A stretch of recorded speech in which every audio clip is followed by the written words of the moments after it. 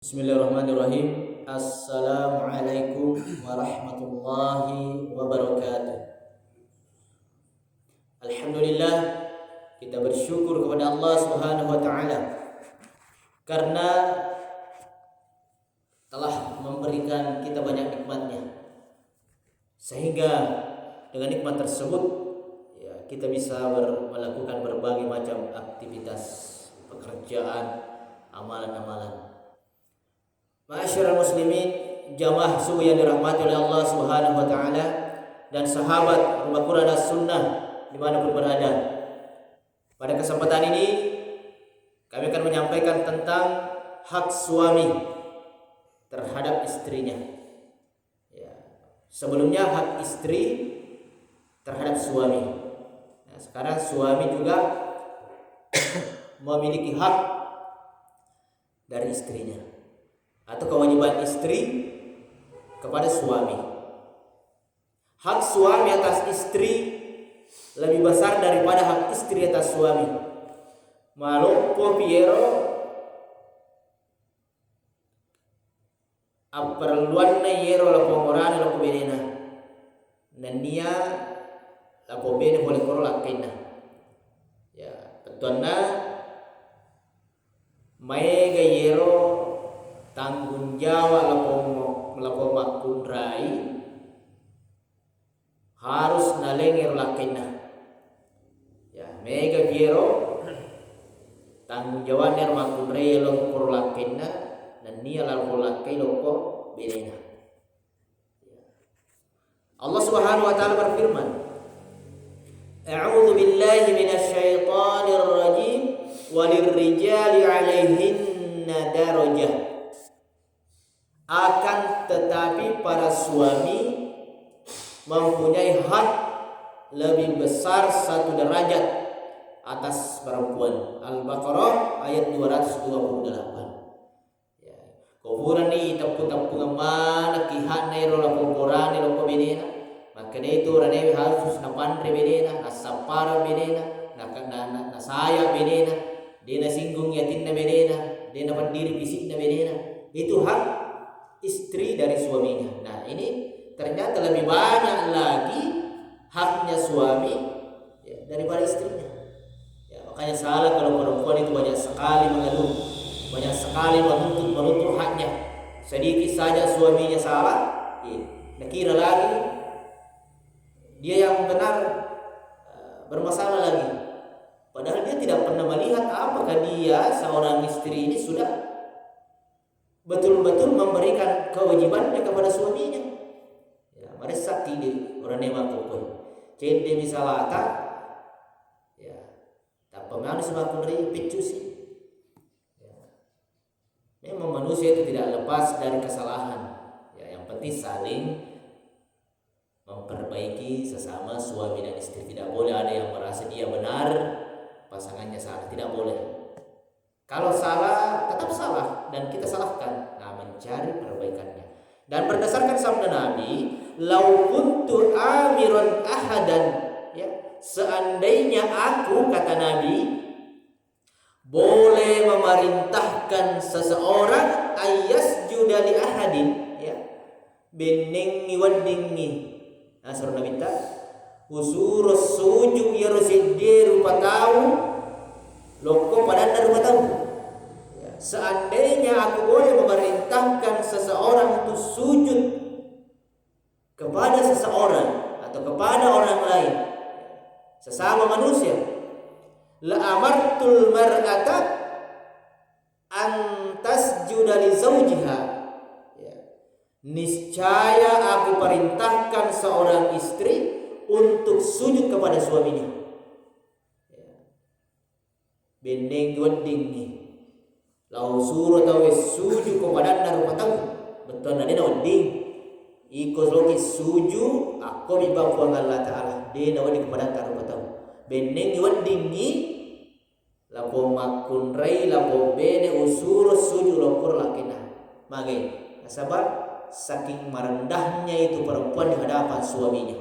Desi sadawan di lo megau-gau itu makun rai lokur lakina melom mewah Namo salah orang newe tak tidak diewa, dia dibentak, tapi tetap boleh dinasihati, dikasih solusi supaya dia sadar bahwa dia salah.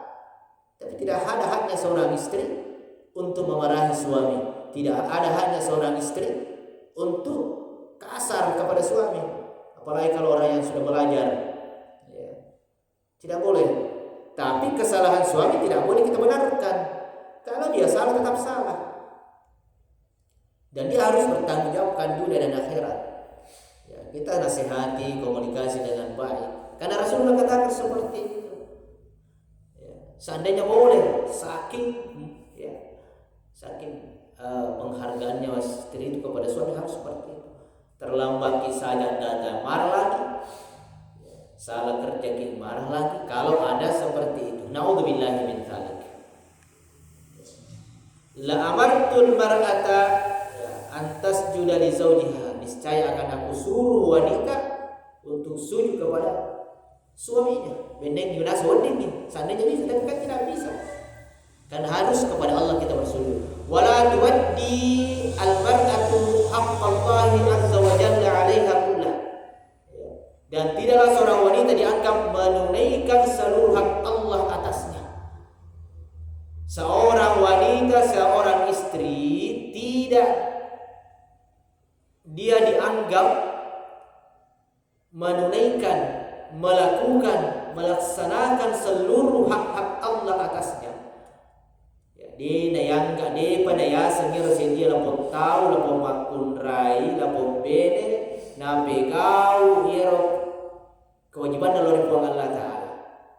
Nabe kau hero hak-hak puang Allah Taala, ya, hatta tuaddiya haqqa zawjiha 'alaiha kullah, sampai dia menunaikan seluruh hak suaminya atas dirinya. Namo maka sampajan nama kurre lamo bene kasin na bade nama mereka na baca Quran nama kaina nekia narik kotalina cerimo filakaina nagar-garre lakaina, ya nasagi nabita de na suku itu de yangga itu tamakun re bansana itu de na makasih pakasiban oleh Allah Taala, ya luar biasa. Ya walaupun kita tidak mengatakan seorang lelaki dia harus egois, laki-laki itu harus menang sendiri, tidak. Laki-laki juga tidak boleh berbuat sewena-wena terhadap istrinya. Jangan berbohong, jangan menipu, jangan menyakiti, tetap tidak boleh. Tetapi semua kesalahan-kesalahan suami tidak bisa menjadikan suami menjadi rendah terhadap istrinya. Akhirnya sembara melona-lona. Di antara hak suami atas istri adalah yang pertama, menjaga rahasianya dan tidak membukanya kepada siapapun berdasarkan firman Allah. Fas-salihatu qanitatun hafizatun lil ghaibi bima hafizallah. Maka perempuan-perempuan yang saleh adalah mereka yang taat kepada Allah. Pertama taat kepada Allah dan menjaga segala yang patut dijaga saat suami tidak ada. Karena Allah telah menjaga mereka. An-Nisa 34. Yang kedua, haknya wajib menaati suami dalam kebaikan. Ar-rijalu qawwamuna 'alan nisa. Lalu kaum laki-laki itu adalah pemimpin bagi kaum wanita.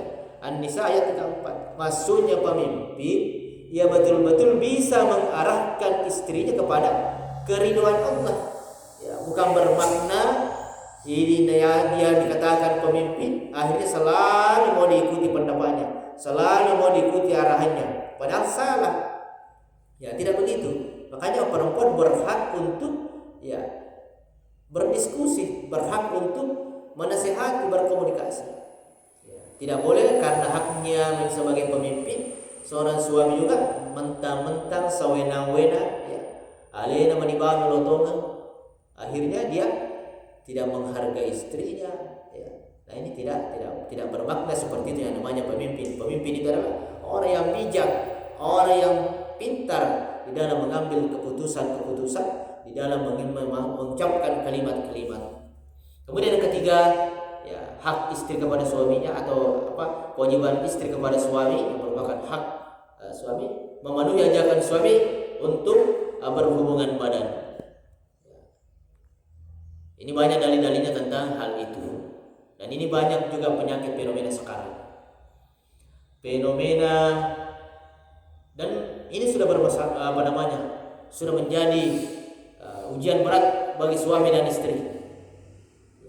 Mungkin penceramah tidak terlalu sering membahasnya lagi karena sudah dianggap biasa. Padahal kenyataannya sekarang luar biasa pembangkangan seorang wanita itu. Saya sering mendengar banyak permasalahan seperti itu.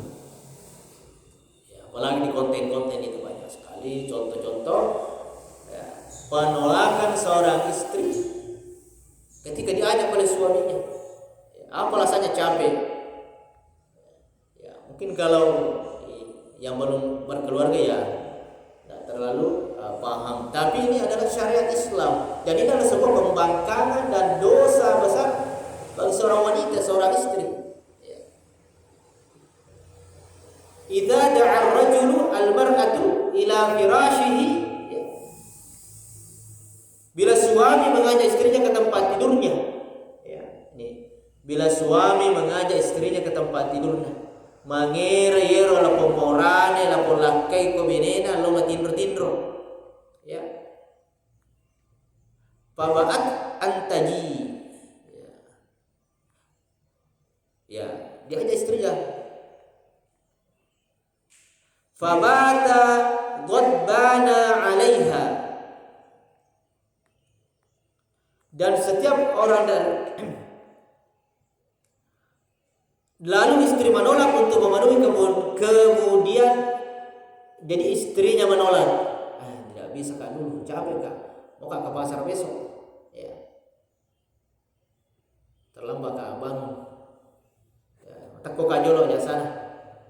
Ini simpel kata-katanya, tetapi kata Nabi, orang wanita, seorang istri yang menolak ajakan suaminya yang dalam keadaan tetap ma'ruf di dalamnya, yang momen dibolehkan dalam syariat, maka la'anat hal malaikatu, jadi dia menolak suaminya dan suaminya bermarah dalam keadaan marah kepadanya. Kama cewek orang dewe biasa dari kemakir. Sehingga para malaikat melaknatnya sampai pagi. La'anat hal malaikatu hatta tusbiha. Makanya kemarin hak istri terhadap suami salah satunya adalah memenuhi kebutuhan, memberikan berhubungan suami istri. Suami melayani istri dalam hal itu. Nah, ketika sebaliknya hal ini justru istri yang menolak, kan ini syariat, maka dia akan dilaknat oleh Allah. Nauzubillahi min dzalik. Dilaknat oleh malaikat. Ini fenomena-fenomena yang jangan sampai terjadi kepada orang-orang yang sudah belajar.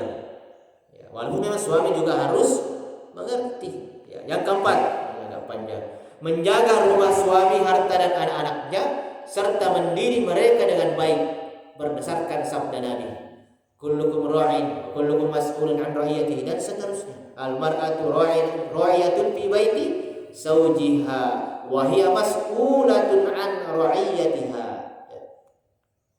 Setiap orang dari kalian adalah penanggung jawab atau pemimpin, dan setiap orang yang kalian tanggung jawab terhadap orang yang kalian bertanggung jawab terhadap apa yang menjadi tanggungan jawabnya, dan seterusnya. Atau setiap orang adalah pemimpin, dan setiap pemimpin akan dimintai pertanggungjawaban, dan seorang suami adalah pemimpin di dalam keluarganya. Kemudian al-mar'atu ra'iyatun, seorang wanita adalah penanggung jawab, pemimpin di rumah suaminya, dan dia bertanggung jawab terhadap apa yang menjadi tanggung jawabnya. Kemudian dalam hadis yang lain, hak kalian atas para istri adalah hendaklah mereka tidak mengizinkan seorang yang kalian benci menginjak tempat tidur kalian. Yang kelima, memperlakukan dengan baik, berakhlak baik, dan tidak menyakitinya. Ini hak suami dan istri, kewajiban istri kepada suami. La tu'thim ra'atun zawjaha fid dunya tidaklah seorang wanita menyakiti suaminya di dunia. Ia selalu membuat suaminya marah-marah, selalu dikesaki hatinya. Ya. Ada istri begitu, tidak tahu bersyukur, tidak tahu berterima kasih. Ada bojiro dari talina boji pendiri tidak kena. Ya, kalau ada perempuan seperti itu, kata Nabi, fid dunya illa qalat zaujatuhu min al-huril 'ain. Ya. Magani nareko ka makun re talina na pendiri tinda wala kena kulino nakada kadai. Ya, nafanda sesi salakena. Maka melainkan istrinya dari kalangan bidadari berkata kepadanya. Ya. Ada istrinya nanti suami tak bidadari. Makanya ya, jangan mau selalu bentak-bentak, selalu marah-marah. Hadapi punya istri nanti. Apa kata istrinya nanti yang bidadari itu? Ya, la tusihi, jangan menyakitinya, jangan kau sakiti perasaannya itu suamiku. Ya, ada nanti yang ambil suami tak. Ya, tidak usah dibenci, dimarahi. Ya, sabar moki. Ada juga nanti yang ambil kalau tidak suka moki. Dan di akhirat, kalau di dunia tetap moki sama-sama. Ada nanti bidadari, jangan menyakitinya. Qatalikillahu fa innama huwa dakhilun yushiku ayyufariqati ilaina. Ya. Semoga Allah memusuhimu, yakni tidak merahmatimu. Coba bidadari mendoakan seorang wanita yang membentak, menyakiti, melanggar, melawan suami, dan didoakan supaya Allah melaknatnya, Allah membencinya karena dia hanya tamu yang singgah padamu. Biar jangan ganggu itu, jangan kau sakiti dia. Dia hanya singgah sebentar sama kamu di dunia saja. Itu barang 20 tahun saja, ya. Yang hampir tidak lama lagi dia akan meninggalkanmu untuk datang kepada kami. Ya, dia akan datang kepada istri-istrinya yang lain. Kata ad-dakhilu bermakna tamu dan orang yang singgah. Nah, itulah ada 5 di antara hak-hak suami dan istrinya, atau merupakan kewajiban sama istri. Jadi dalam hal ini kita harus seimbangkan antara hak dan kewajiban, ya, istri kepada suami, hak dan kewajiban suami kepada istri. Tidak boleh ada rumah tangga yang mengegois, suami egois, istri egois, tetapi tetap wanita tidak boleh keras suaranya terhadap suami, membentak suami, memarahi suami. Itu adalah kewajiban. Karena seburuk-buruknya akhlak seorang suami, seburuk-seburuk amalannya seorang suami, dia tetap suami. Ya. Banyak kisah-kisah tentang suami-suami yang nakal, Fir'aun. Ya, contohnya, ya, istrinya masuk surga karena kesabarannya. Ya, bukan karena memarahi suaminya, menasihati suaminya, membenci suaminya yang kafir, bukan. Tapi karena kesabarannya di dalam menghadapi suaminya dan ketakwaan kepada Allah. Demikian, semoga bermanfaat bagi kita semua. Mudah-mudahan kita seluruh kaum muslimin, kaum mukminin, suami istri ini, Allah senantiasa memberikan kebahagiaan di dalam rumah tangga kita dan senantiasa menyelesaikan permasalahan-permasalahan yang ada, karena pasti ada permasalahan itu. Amin ya rabbal alamin. Saya akhiri, subhanakallahumma bihamdika asyhadu an la ilaha illa anta astaghfiruka wa atubu ilaik. Assalamualaikum warahmatullahi wabarakatuh.